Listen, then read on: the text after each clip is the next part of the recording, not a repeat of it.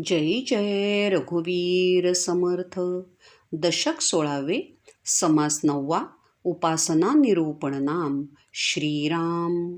पृथ्वीमध्ये लोकनाना, त्यास नाना उपासना. भावार्थे प्रवर्तले भजना, ठाई ठाई श्रीराम. आपुल्या देवास भजती, नाना स्तुती स्तवने करीती. जेते निर्गुण म्हणती, उपासनेसी श्रीराम. याचा कैसा आहे भाव, मज सांगिजे अभिप्राव. अरे हा स्तुतीचा स्वभाव, ऐसा आहे श्रीराम. निर्गुण म्हणिजे बहुगुण, बहुगुणी अंतरात्मा जाण. सकळ त्याचे अंश हे प्रमाण, प्रचित पाहा श्रीराम. सकळ जनांसी मानावे ते, एका अंतरात्म्यास पावते. अधिकार परत्वे ते, मान्य कीजे श्रीराम. स्वामी, या पृथ्वीवर अनंत प्रकारची माणसे राहतात. अनेक प्रकारांनी त्यांची देवाची उपासना चालते. लोक मोठ्या श्रद्धेने आपापल्या उपास्य देवतेंची मनोभावे अतिशय श्रद्धेने पूजा करतात, भजन करतात, नाना प्रकारच्या आरत्या म्हणतात, स्तुती सुमने शब्दातून मंत्रांमधून अर्पण करतात. हे सारे उपासक सगुण मूर्तीची पूजा करीत असताना तेच लोक आपल्या उपासनेला निर्गुणाची उपासना असे म्हणतात. स्वामी, ही सगुणोपासना असून सुद्धा निर्गुण उपासनेची संगती कशी लावायची ते आपण जरा सांगाल का? श्रोत्याच्या मनातला नेमका भाव ओळखून समर्थ म्हणाले की, श्रोते हो, एक लक्षात घेण्यासारखी गोष्ट म्हणजे प्रत्येक उपासक आपल्या उपास्य देवतेची स्तुती करतो. हा खरे तर माणसांचा स्वभाव आहे. निर्गुण ह्याचा अर्थ बहुगुण असा घ्यायचा. म्हणजे काय तर अंतरात्मा हाच बहुगुणी आहे. सर्व देव हे त्या एका अंतरात्म्याचेच अंश आहेत आणि अंतरात्मा तर निर्गुण निराकार. त्यामुळे कुठल्याही सगुण देवतेची केलेली पूजा, स्तुती त्या एकल अंतरात्म्यालाच येऊन मिळते.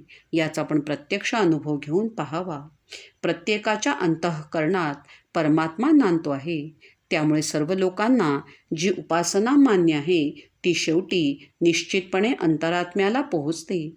अर्थात असे विधान करताना प्रत्येकाचा कमी जास्त अधिकार हा पाहायलाच हवा.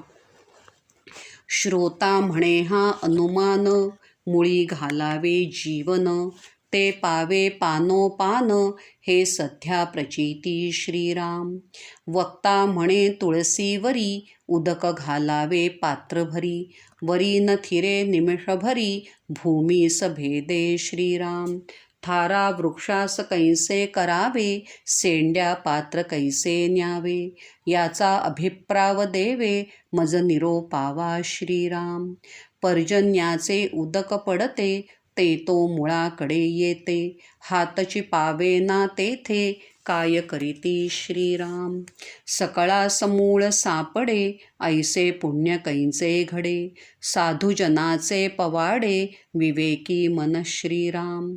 तथापि वृक्षाचे न पडी पाडे, जीवन घालिता कोठे पडे. ये गोष्टीचे साकडे, काहीच नाही श्रीराम. श्रोता थोडा धाडसी स्वभावाचा होता. समर्थांचे उत्तर ऐकल्यावर त्याने समर्थांकडे पाहून हात जोडले आणि म्हणाला की, स्वामी, आपले बोलणे मी ऐकले. माझ्या मनात तरीही शंका ही आहेच, म्हणून माझे मन पुन्हा उघडे करून बोलतो. आपल्याला हे माहीतच आहे की झाडाच्या मुळाशी पाणी घातले की ते झाडाच्या शेंड्यापर्यंत पोहोचते. हा तर प्रत्यक्ष अनुभव आहे. त्याप्रमाणे एका निर्गुणाची उपासना केली की सर्व देवदेवतांना आपोआपच पोहोचते ना. समर्थांनी श्रोत्याकडे पाहून म्हटले की, असे पहा, तुळशीच्या माथ्यावर पाणी ओतले तरी ते पाणी तुळशीच्या पानावर एक क्षणभर सुद्धा रेंगाळत नाही. ते तर चटकन मुळाशी जाते. यावर कदाचित आक्षेप येईल की मोठ्या झाडांच्या शेंड्यांना पाणी कसे काय घालणार? शेंड्यापर्यंत आपला हात पोहोचेल का? पाण्याने भरलेले भांडे शेंड्यापर्यंत नेणार कसे? त्याचे उत्तर असे की आपले हात शेंड्यांपर्यंत पोहोचत नाहीत, त्याला आपण काय करणार? परंतु पावसाच्या धारा तरी पावसाळ्यात मोठ्या मोठ्या झाडांच्या शेंड्यावर पडतातच ना. तेथून ते पाणी पुन्हा झाडाच्या मुळांकडे वेगाने जाते. श्रोते हो, एक मात्र खरे आहे की सर्वांनाच मूळ सापडेल असे नाही. मुळापर्यंत पोहोचण्यासाठी खूप पुण्याचा साठा जवळ असावा लागतो. तेवढे पुण्य सर्वांपाशी नसते.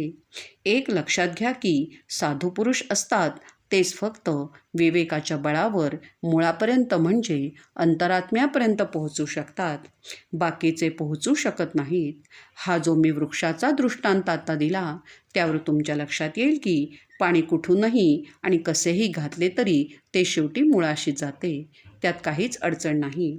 म्हणजे काय तर कुठल्याही उपास्य देवतेची पूजा केली तरी झाडाला घातलेले पाणी जसे मुळाशी जाते त्याप्रमाणे आपली प्रत्येकाची पूजा शेवटी अंतरात्म्याला जाऊन पोहोचते. मागील आशंकेचे निरसन होता झाले समाधान. आता गुणास निर्गुण कैसे म्हणती श्रीराम. चंचळपणे विकारले सगुण ऐसे बोलिले.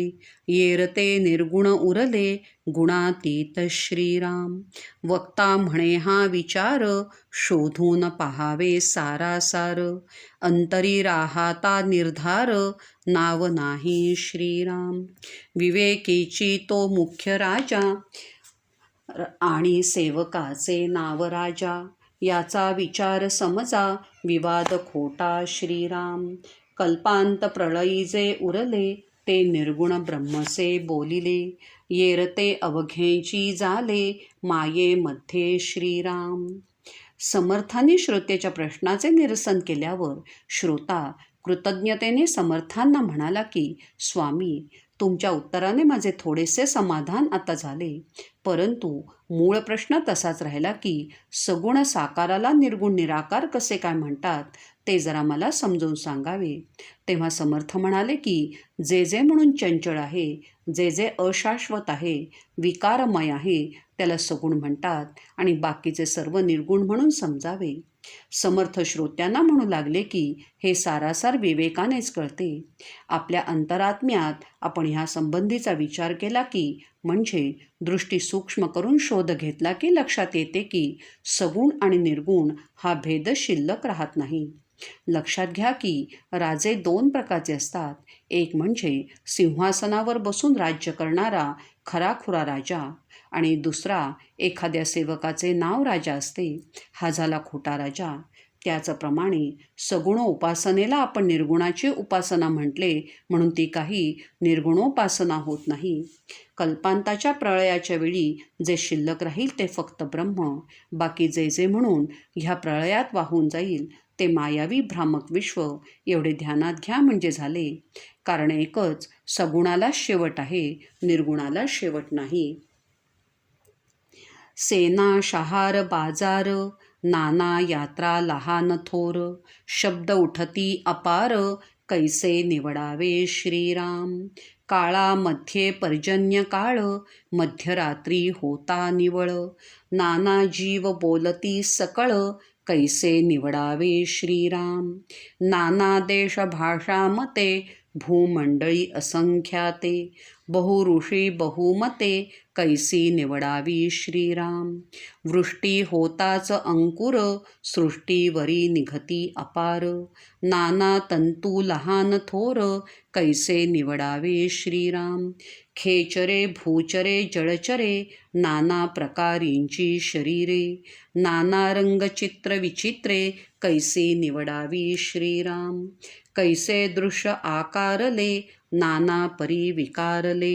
उदंडचे पैसावले कैसे निवडावे श्रीराम. पोकळीमध्ये गंधर्व नगरे नाना रंग लहान थोरे.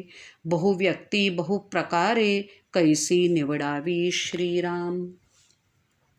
सैन्यामध्ये, मोठ्या मोठ्या शहरांमध्ये, गच्च भरलेल्या बाजारामध्ये, लहान मोठ्या यात्रांमध्ये माणसांचे असंख्य आवाज ऐकायला येतात. ते आवाज आणि त्यामधले लोकांचे बोलणे कधीतरी निवडून काढता येईल का? दिवसभर प्रचंड मुसळधार पाऊस पडतो. मध्यरात्री कधीतरी हा पाऊस जरा निवांत होतो.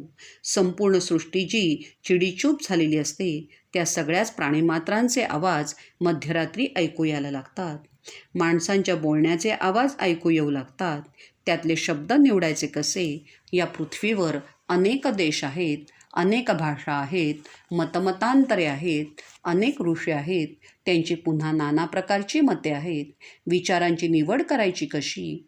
पाऊस पडल्यावर जमिनीतून अनेक अंकुर फुलून वर येतात. झाडांवर नवी पालवी फुटते. हे सारे उगवून आल्यावर त्यातून आपल्याला हव्या असलेल्या अंकुराची, पालवीची निवड करायची कशी? पक्षी, जनावरे, मासे यांचे विविध आकार, विविध रंग, त्यातून निवड करायची कशी? हे विश्व नाना दृश्यांनी गच्च भरलेले आहे. त्यात नाना प्रकारचे बदल सतत घडत असतात. त्यातून हव्या त्या दृश्याची निवड करायची कशी? वरल्या आकाशाच्या पोकळीत ढगांचे विविध रंगीत आकार उमलत असतात. नाना प्रकार दृश्यरूप होतात. त्यांची निवड करायची कशी? दिवस रजनीचे प्रकार, चांदणे आणि अंधकार, विचार आणि अविचार, कैसा निवडावा श्रीराम? विसर आणि आठवण, नेमस्त आणि बाष्कळपण, प्रचित आणि अनुमान, येणे रीती श्रीराम. न्याय आणि अन्याय, होय आणि न होय, विवेके विण काय, उमजो जाणे श्रीराम. कार्यकर्ता आणि निकामी, शूर आणि कुकर्मी, धर्मी आणि अधर्मी, कळला पाहिजे श्रीराम. धनाढ्य आणि दिवाळखोर, साव आणि तस्कर, खरे खोटे हा विचार, कळला पाहिजे श्रीराम. वरिष्ठ आणि कनिष्ठ, भ्रष्ट आणि अंतरनिष्ठ, सारासार विचार स्पष्ट, कळला पाहिजे श्रीराम. दिवस संपत असताना रात्र हळूहळू कोंदाटू लागते. संध्येप्रकाश पडतो. रात्रीचे चांदणे आणि अंधारसुद्धा पडतो. माणसे विचार मांडतात आणि अविचारसुद्धा त्यांच्या मुखातून प्रगट होतो. मधल्या ज्या सीमारेषा असतात त्यांना चिमटीत कधी पकडता येत नाही. मध्ये एक धुसर पडता असतो. आठवणी आणि विसरळूपणा, व्यवस्थितपणा आणि बाष्कळपणा, अनुभव आणि आपण काढीत असलेले अनुमान यांच्यात होणारी सरमिसळ वेगळी कशी काढायची? मिळत असलेला न्याय आणि होत असलेला अन्याय, देत असलेला होकार आणि नकार, शाश्वत आणि अशाश्वत यांचा निर्णय विवेकावाचून कधीच कळणार नाही.